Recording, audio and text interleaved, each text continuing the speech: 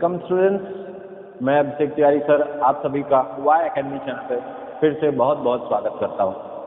जैसा कि हम साउथ स्क्रीन टेस्ट सीरीज चालू किए हैं और जो आज नया चैप्टर डील करने वाले हैं, चैप्टर का नाम है मेजरमेंट ऑफ मैटर। ठीक है, और इस सीरीज में हम जैसे बहुत सारे क्वेश्चन सॉल्व करते हैं उसी चीज़ को हम कंटिन्यू करेंगे।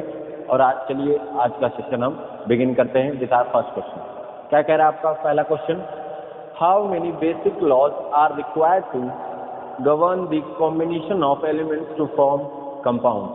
ठीक है, आपको क्या बोला है, कितने लॉज की ज़रूरत है ताकि ये एलिमेंट्स जो बनते हैं कंपाउंड में, जो एलिमेंट्स कंपाउंड बनते हैं उसको कितने लॉज की ज़रूरत है। First option number 6, second option 5, third option 4 and fourth option 1। ठीक है, तो इन क्वेश्चन का जो करेक्ट आंसर हो जाएगा वो है ऑप्शन नंबर बी। ठीक है, कितने लॉज की जरूरत पड़ती है हमें? 5 लॉज की। क्या क्या नाम है, आइए उसके नाम देख लेते हैं। पहला है लॉ ऑफ कंजर्वेशन ऑफ मास,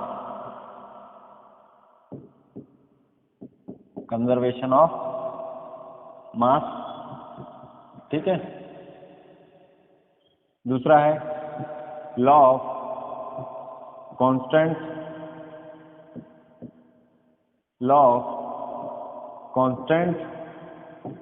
और डेफिनिट प्रोपोर्शन। ठीक है, दोनों नाम है इसका, लॉ ऑफ कांस्टेंट और डेफिनिट प्रोपोर्शन।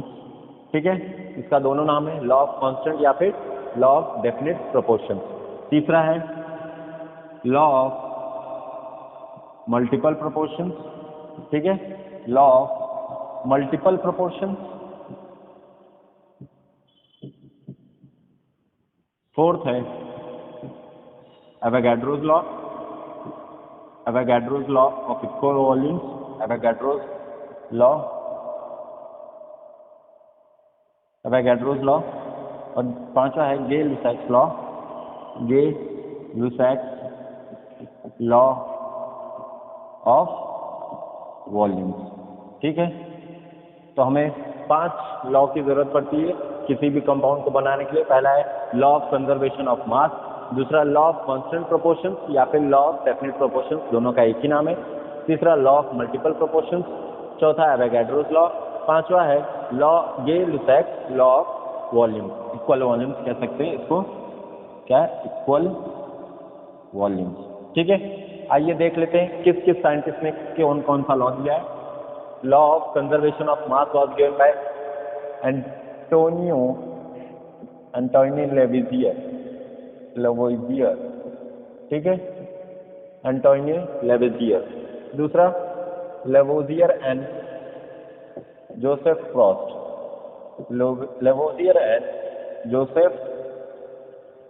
प्राउस्ट। ठीक है, तीसरा लॉ किसने दिया था, law of multiple proportion? Dalton ने। चौथा एवोगाड्रोस ने। पांचवा गे-लुसैक्स ने। ठीक है, तो ये है 5 लॉ जो गवर्न करते हैं और 5 साइंटिस्ट के नाम जिन्होंने ये सब लॉ दिए थे। ठीक है, आपकी जानकारी के लिए, एक्स्ट्रा इन्फॉर्मेशन के लिए बता दूं कि एंटोनी लेवोइजियर को फादर ऑफ केमिस्ट्री भी कहा जाता है। क्या कहा जाता है? Father of chemistry. ठीक है, क्या कहा जाता है? फादर ऑफ केमिस्ट्री भी कहा जाता है। आई होप आपको समझ में आया। आगे क्वेश्चन बढ़ते हैं, क्वेश्चन नंबर 2 की तरफ। आज का क्या कह रहा है? Who propose law of conservation of mass. ठीक है, who propose law of conservation of mass. पहला option Antoine Lavoisier, second option Joseph Proust, third option Lorenzo Romano, fourth option Joseph Louis. अभी मैंने आपको पिछले स्लाइड में या पिछले क्वेश्चन में बताया कि लॉ ऑफ कंजर्वेशन ऑफ मास किसने दिया था? एंटोनियो लेवोइजियर ने। तो इस क्वेश्चन का जो करेक्ट आंसर हो जाएगा वो है ऑप्शन नंबर ए। आइए आगे बढ़ते हैं क्वेश्चन नंबर 3 की तरफ। क्वेश्चन नंबर 3 क्या कह रहा है आपको? What did Joseph Proust state regarding law of definite proportions? ठीक है, पूछ रहा है कि जोसेफ प्रॉस्ट ने लॉ ऑफ डेफिनिट प्रोपोर्शन में क्या दिया था, ठीक है। The option are a given mixture always contains absolutely the same proportion of elements by weight. दूसरा option a given compound always contains absolutely the same proportion of moles, इधर moles दिया है, मोल्स बाय वेट, इधर elements by weight, ठीक है। और एक है a given compound always contains the same proportion of elements by volume, ठीक है, elements by volume, elements by weight, moles by weight. Fourth option, a given compound always contains absolutely the same proportion of elements by weight, ठीक है, क्या है, by weight। तो इस question का जो करेक्ट आंसर हो जाएगा, पहले देखिए इन्होंने लॉ ऑफ डेफिनेट प्रोपोर्शन बता रहा, प्रोपोर्शन मतलब वेट होना चाहिए, ठीक है।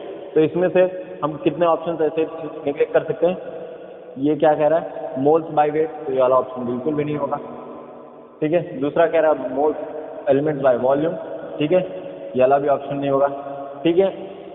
अब बचा क्या है, first option and fourth option. First option क्या है, a given mixture always contains absolutely the same proportion of elements by wait, proportion of elements by wait. और इधर क्या है, a given compound always contains absolutely the same proportion of elements by wait. I think ये option repeat हो गया है, no no no, ये mixture है, ये कंपाउंड है, ठीक है, दोनों में फर्क होता है, ठीक है। आपको सेम स्टेटमेंट दिया है लेकिन फर्क क्या है, एक मिक्सचर है एक कंपाउंड है, तो उन्होंने किसके लिए दिया था, कंपाउंड के लिए दिया था, ठीक है। तो कंपाउंड के लिए दिया था, तो इस क्वेश्चन का जो करेक्ट आंसर हो जाएगा वो है ऑप्शन नंबर डी, ठीक है। क्या हो जाएगा, अ given compound always contains absolutely the same proportion of elements by weight, ठीक है। आइए इसको समझ लेते हैं एग्जांपल की तरफ, ठीक है। एग्जांपल क्या कह रहा है आपको, एग्जांपल सपोज हम पॉन्ड या लेक से कहीं से भी वाटर लेके आते हैं, पॉन्ड, लेक, रिवर, कहीं से भी, तो वाटर लेके आते हैं, ठीक है। वाटर का फॉर्मूला कहता है H2O, वाटर कहता है कंपाउंड। या फिर दूसरा एग्जांपल लेते हैं, क्या लेते हैं, सपोज हम कार्बन को बर्न करते हैं, ठीक है, कार्बन डाइऑक्साइड मिलता है, एटमॉस्फेरिक में भी कार्बन डाइऑक्साइड है, बहुत जगह कार्बन डाइऑक्साइड कंटेंट है, ठीक है। तो उसका एलिमेंट्स चेंज तो होंगे नहीं, ठीक है, एलिमेंट्स चेंज नहीं होंगे और उसका वेट भी नहीं चेंज होगा, ठीक है। तो सपोज हमने लिया कार्बन डाइऑक्साइड, ठीक है, दो एग्जांपल लिए किसका, वाटर और कार्बन डाइऑक्साइड का। अब ये क्या कह रहा है, जो भी कंपाउंड हमारा रहेगा वो जो भी कंपाउंड रहेगा उसके एलिमेंट वेट का प्रोपोर्शन सेम रहेगा। जैसे वाटर की अगर हम बात करें, वाटर की बात करें अगर, तो वाटर में क्या होता है, हाइड्रोजन एंड ऑक्सीजन। तो हाइड्रोजन और ऑक्सीजन का रेशियो क्या होगा, हाइड्रोजन का वेट कितना होता है 1, ऑक्सीजन का होता है 8। तो आप कहीं भी देखेंगे आप एलिमेंट ऑफ कंपाउंड में हाइड्रोजन और ऑक्सीजन का वेट चेंज ही नहीं होगा, 1:8 ही रहेगा। और ऐसे ही दूसरा एग्जाम्पल क्या था हमारा, दूसरा एग्जाम्पल क्या है, CO2, ठीक है, CO2 क्या कहता है, कार्बन रहता है और उसका रेशियो क्या है, ऑक्सीजन, ठीक है। कार्बन का वेट कितना होगा 12 ग्राम, ठीक है, 12 ग्राम, और ऑक्सीजन का कितना होगा 8 ग्राम, ठीक है। तो ये वेट कभी भी नहीं चेंज होगा, ठीक है, एलिमेंट का वेट आपका कभी भी चेंज नहीं होगा। तो इसलिए जो ये कंपाउंड है, कंपाउंड आपका वर्ड अलग था, उसमें मिक्सचर था, ठीक है। आपको कंपाउंड के लिए ये सब लॉ दिए गए थे, तो इस क्वेश्चन का जो करेक्ट आंसर हो जाएगा वो है ऑप्शन नंबर डी, ठीक है। आई होप आपको डिफरेंस समझ में आया होगा दोनों में, ठीक है। तो आपको ऑप्शन ध्यान से पढ़ने, ठीक है, ऑप्शन बहुत केयरफुली पढ़ना है आपको क्या दिया हुआ है, ठीक है। और वैसे भी मैं हमेशा कहता हूँ कि आपको क्वेश्चन जो है और ऑप्शन जो है एटलीस्ट कम से कम 2 बार आप उसको केयरफुली पढ़िए, ठीक है। नंबर 4 की तरफ बढ़ते हैं, क्या पूछ रहा है आपसे, व्हाट डिड डाल्टन प्रपोज, ठीक है, डाल्टन ने कौन सा लॉ दिया था, ठीक है। द ऑप्शन था law of multiple proportion, second option Avogadro's law, third option law of definite composition, fourth option law of conservation of mass, ठीक है। तो इस क्वेश्चन का जो करेक्ट आंसर हो जाएगा वो है option number A, law of multiple proportion, ठीक है। जो लॉ दिया था डाल्टन ने वो था, उस लॉ का नाम था लॉ ऑफ मल्टीपल प्रोपोर्शन, ना कि लॉ ऑफ डेफिनिट कंपोजिशन, ठीक है। तो बाकी के ऑप्शन सब गलत हो जाएंगी, तो आपको ये ध्यान रखना था मल्टीपल या डेफिनिट प्रोपोर्शन, ठीक है। तो इस क्वेश्चन का जो करेक्ट आंसर हो जाएगा वो है ऑप्शन नंबर ए। आइए आगे बढ़ते हैं क्वेश्चन नंबर 5 की तरफ। आज का क्या कह रहा है आपसे, who propose law of definite composition, ठीक है। Who propose law of definite composition? The options are, आपका पहला ऑप्शन क्या है? जोसेफ प्राउस्ट, दूसरा ऑप्शन लोरेंजो रोमानो, तीसरा जोसेफ लुइस, चौथा एंटोनियो लाविजियर, ठीक है। तो इस क्वेश्चन का जो करेक्ट आंसर हो जाएगा वो है option number A. Joseph Proust ने लॉ दिया था, लॉ ऑफ डेफिनिट कंपोजिशन या फिर लॉ ऑफ डेफिनिट प्रोपोर्शन, दोनों एक ही है, आपको कोई भी नाम आ सकता है, डेफिनिट प्रोपोर्शन,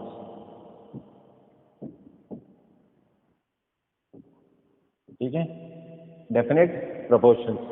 तो आइए आगे बढ़ते हैं क्वेश्चन नंबर 6 की तरफ। आज का क्वेश्चन नंबर 6 क्या कह रहा है? Law of definite composition is also known as, ठीक है, आपको पूछा है law of definite composition is also known as.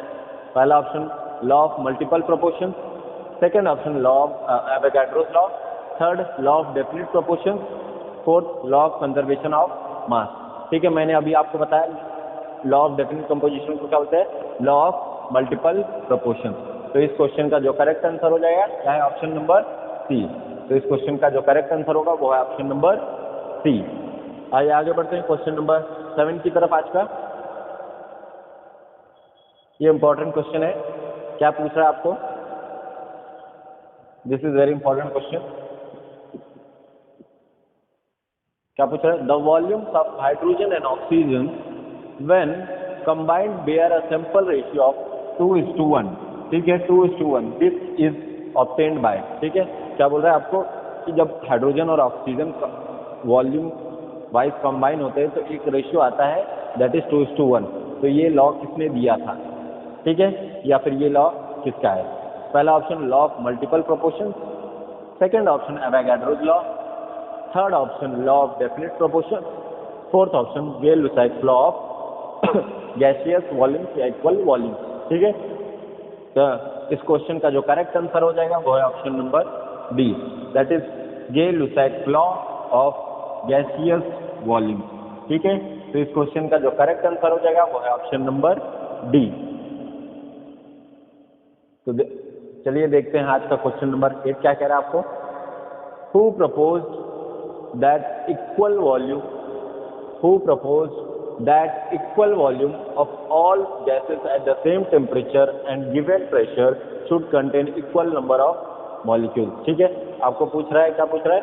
जब वॉल्यूम इक्वल हो at given temperature and pressure तो इक्वल नंबर ऑफ मॉलिक्यूल कौन कंटेन करता है, ठीक है। The options are Antonio Lavoisier, second option Joseph Proust, third option Avogadro, fourth option Joseph Louis, ठीक है।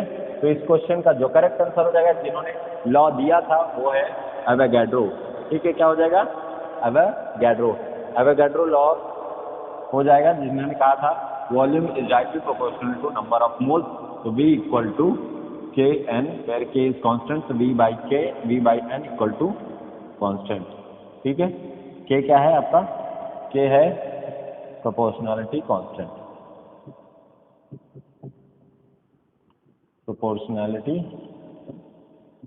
कांस्टेंट, ठीक है। तो ये लॉ था जो एवोगाड्रो ने दिया था, दैट इज एवोगाड्रोस लॉ, ठीक है। तो इस क्वेश्चन का जो करेक्ट आंसर हो जाएगा वो है ऑप्शन नंबर सी। आइए आगे देखते हैं क्वेश्चन नंबर 9 आज का क्या कह रहा है। Which of the following is not a law of chemical combination, ठीक है। आपको बताना है इन सब में से कौन सा केमिकल कॉम्बिनेशन का लॉ नहीं है। The options are law of multiple proportion, second option Avogadro's law, third option law of definite proportion, fourth option law of conservation of volume, ठीक है, law of conservation of volume. तो आइए check करते हैं law of multiple proportion होता है या सही है स्टेटमेंट, ठीक है। आपको क्या पूछा? नॉट, ठीक है। आपको क्वेश्चन ध्यान से पढ़ना, नॉट बताना, ना कि ये बताना कि है। एवोगाड्रोस लॉ भी हमने पढ़ा है, लॉ ऑफ डेफिनिट प्रोपोर्शन भी पढ़ा है। चौथा क्या है? Law of conservation of volume. ऐसा कोई लॉ नहीं होता, ठीक है, ये अलग हो जाएगा हमारा आंसर करेक्ट। वॉल्यूम नहीं होता है, एक्चुअली होता है इसका लॉ ऑफ कंजर्वेशन ऑफ मास। क्या होता है? मास, ठीक है। तो इस क्वेश्चन का जो करेक्ट आंसर हो जाएगा, जो केमिकल कॉम्बिनेशन रिएक्शन नहीं है लॉ, वो है law of conservation of volume. तो इस क्वेश्चन का जो करेक्ट आंसर है वो ऑप्शन नंबर डी। आइए आगे बढ़ते हैं क्वेश्चन नंबर 10 की। क्या कह रहा है आपको? विच of the following may be an incorrect statement. ठीक है, आपको इनमें से इनकरेक्ट स्टेटमेंट बताना है कौन सी हो सकती है। ठीक है, आइए चेक करते हैं वन बाय वन कौन सी इनकरेक्ट हो सकती है। पहला ऑप्शन क्या है, law of definite composition is also known as law of definite proportion. ये सही है, ये स्टेटमेंट बिल्कुल सही है। ठीक है, लेकिन हमें क्या बताना है, इनकरेक्ट बताना है। ठीक है, इनकरेक्ट बताना है। दूसरा क्या है, मास can neither be created not destroyed is law of conservation of volume. ये बिल्कुल रॉन्ग है। ठीक है, लॉ वॉल्यूम का नहीं होता, मास का होता है। ठीक है, मास का होता है, इधर एक्चुअली आना चाहिए मास। तो यही हमारा इनकरेक्ट स्टेटमेंट। तो इस क्वेश्चन का जो करेक्ट आंसर हो जाएगा वो है ऑप्शन नंबर बी। बाकी ऑप्शन मुझे चेक करने की भी जरूरत नहीं है, लेकिन फिर भी चेक कर लेते हैं। Antoine Lavoisier conducted many experiment regarding combustion, ये भी सही है। फोर्थ क्या है, 5 basic laws are required to govern the combination of elements to form compounds, ये भी आपका ऑप्शन सही है। तो आपको जो इनकरेक्ट पूछा था तो उसको ऑप्शन क्या हो जाएगा, ऑप्शन नंबर बी। आइए आगे बढ़ते हैं क्वेश्चन नंबर 10 की तरफ, 11 की तरफ सॉरी। क्या पूछ रहा है, what is an absolute charge of proton. ठीक है, आपको प्रोटॉन का चार्ज पूछना है। ठीक है, क्या पूछ रहा है आपको, प्रोटॉन का चार्ज। The options are plus 1.602 176 into 10⁻⁻27, दूसरा माइनस 10⁻⁻19 है, तीसरा प्लस 1.602 176 इंटू 10⁻⁻19, चौथा माइनस 1.602 176 इंटू 10⁻⁻27। ठीक है, तो कितना होता है चार्ज ऑफ प्रोटॉन, आइए बता देखते हैं। चार्ज ऑफ प्रोटॉन कितना होता है आपका, ये होता है 1.6 प्लस का 1.602 इंटू 10⁻⁻19। ठीक है, ये होता है प्रोटॉन का चार्ज। अगर आपको चार्ज ऑफ इलेक्ट्रॉन पूछा होता, दोनों का सेम होता है, तो सिर्फ चार्ज का डिफरेंस है, इधर प्लस आएगा इधर माइनस आएगा। ठीक है, 1.602 176 इंटू 10⁻⁻19। ठीक है, तो अभी आपको प्रोटॉन का पूछा है तो क्या हो जाएगा ऑप्शन, ऑप्शन नंबर सी। तो ये रहा करेक्ट आंसर आपका ऑप्शन नंबर सी। तो इस क्वेश्चन का जो करेक्ट आंसर होगा ऑप्शन नंबर सी। बस आपको ध्यान रखना है, इधर प्लस होता है इधर माइनस होता है।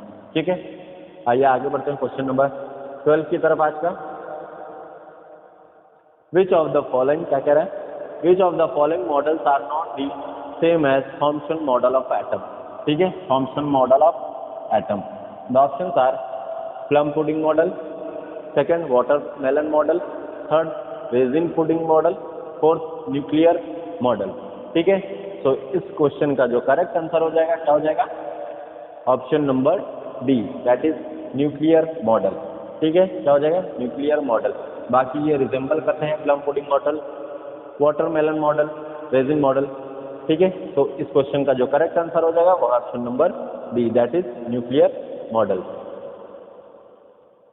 आइए देखते हैं क्वेश्चन नंबर 13 क्या कह रहा है, elements do not emit radiation on their own and this property is known as. ठीक है, आपको क्या पूछ रहा है, जो एलिमेंट्स रेडिएशन खुद से एमिट करते हैं उस प्रॉपर्टी का नाम क्या है।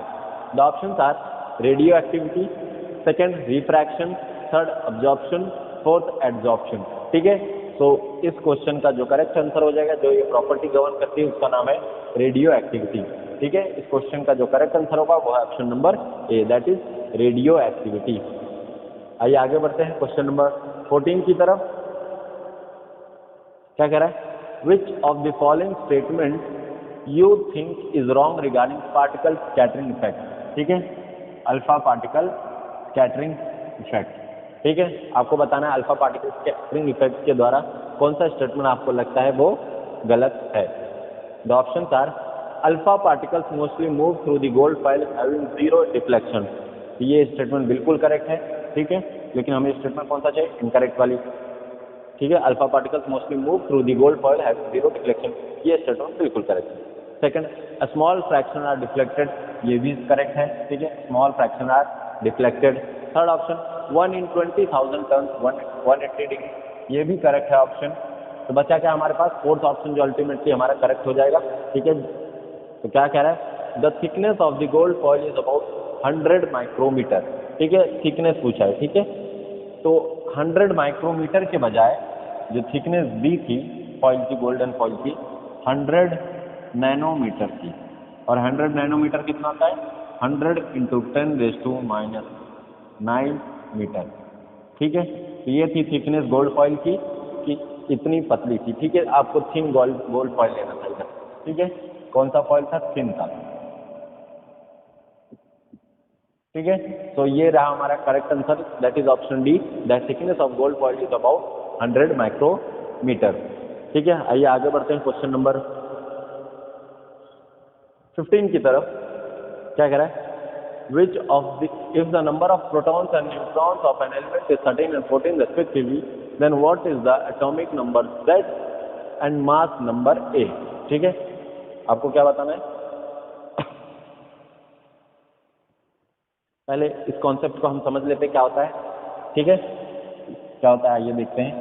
कोई भी एलिमेंट, कोई भी आपका जो रिप्रेजेंट किया जाता है वो इस फॉर्म में रिप्रेजेंट किया जाता है, x a z, और इधर n इज न्यूट्रॉन। ठीक है, a क्या होता है आपका?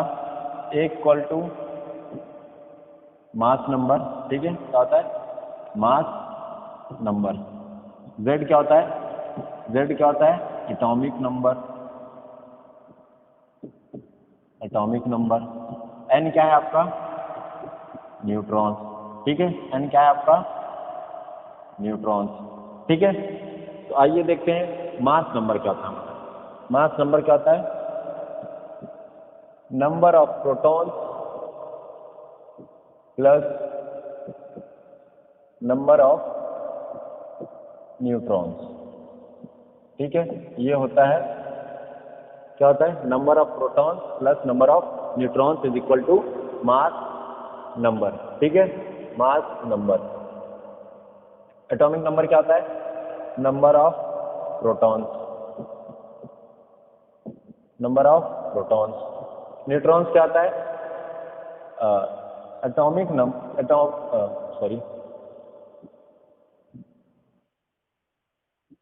मास नंबर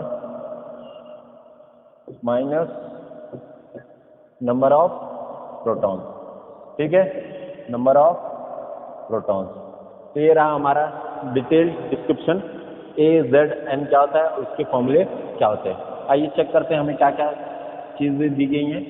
आपको प्रोटॉन्स एंड न्यूट्रॉन्स की वैल्यू दी है। प्रोटॉन्स कितना दिया आपको?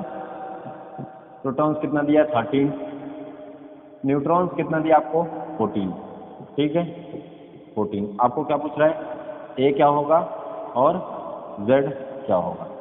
ठीक है, तो जेड मैंने क्या बताया? नंबर ऑफ प्रोटॉन्स होता है, मतलब जेड की वैल्यू आपकी क्या हो जाएगी? 13।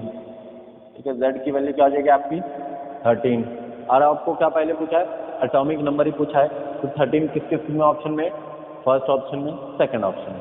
तो ये हमारा सी ऑप्शन रॉन्ग हो जाएगा और डी ऑप्शन आपका रॉन्ग हो जाएगा। ठीक है, तो बचा क्या? 13 या फिर 27। ठीक है, आइए कैलकुलेट कर लेते हैं। मास नंबर क्या होता है? Number of protons plus number of neutrons. तो प्रोटॉन कितना है? 13 प्लस न्यूट्रॉन्स कितना है आपका? 14। तो टोटल कितना हो जाएगा? 17। ठीक है, तो आपका क्या आया? एटॉमिक नंबर 13 आया, मास नंबर कितना है? 27। तो इस क्वेश्चन का जो करेक्ट आंसर हो जाएगा वो है ऑप्शन नंबर बी, ना कि ऑप्शन नंबर ए, क्योंकि इसमें एटॉमिक नंबर तो सेम दिया है 13, लेकिन मास नंबर चेंज है। तो इसका ऑप्शन जो हो जाएगा वो है ऑप्शन नंबर बी। आइए आगे बढ़ते हैं क्वेश्चन नंबर 16 की तरफ। Which of the following is not an isotope of hydrogen? ठीक है, आपको बताना है इन सभी में से आइसोटोप हाइड्रोजन का कौन सा नहीं है। ठीक है, नॉट पूछा है। ठीक है, पहला ऑप्शन क्या है? Protium, second deuterium, third tritium, fourth helium. ठीक है, तो इस क्वेश्चन का जो करेक्ट आंसर हो जाएगा वो है ऑप्शन नंबर डी। हीलियम जो है वो आइसोटोप हाइड्रोजन का नहीं है। ठीक है, आइए देख लेते हैं प्रोटियम क्या होता है, ड्यूटेरियम क्या होता है और ट्रिटियम क्या होता है। Hydrogen 1 1, hydrogen 2 1, hydrogen 3 1। ठीक है, ट्रिटियम क्या होता है? सबका एटॉमिक नंबर 1 रहेगा लेकिन मास नंबर डिफर करेगा। ठीक है, मास नंबर डिफर करेगा। जब एक मास नंबर उसको प्रोटियम बोलते हैं, जब 2 हो उसको ड्यूटेरियम बोलते हैं, जब 3 हो इसको ट्रिटियम बोलते हैं, ठीक है। और आइसोटोप आपको दिया है, ठीक है, आइसोटोप। तो आप ट्रिक अपना सकते हैं। आइसोटोप में क्या आता है, top will be different, top will be different. Top से मेरा मतलब है, सपोज ये x है, ये a है, ये z है, ये n है, तो आपका a जो रहेगा वो डिफरेंट रहेगा, और हमें दिख रहा है a सबका डिफरेंट है। तो इस क्वेश्चन का जो करेक्ट आंसर हो जाएगा वो ऑप्शन नंबर डी। ये था हमारे सेशन का आज का लास्ट क्वेश्चन। तो इस सेशन को आज ही समाप्त करते हैं। Thank you, happy learning.